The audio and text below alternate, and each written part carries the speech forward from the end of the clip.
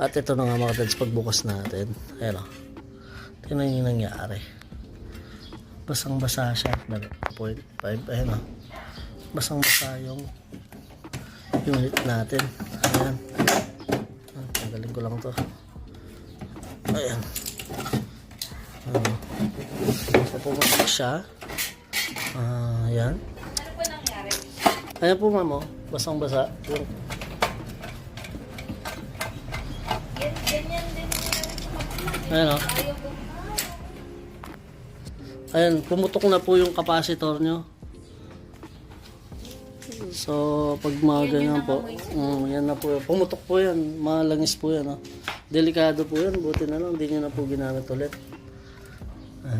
So, sumabog yung capacitor na dahil sa basa.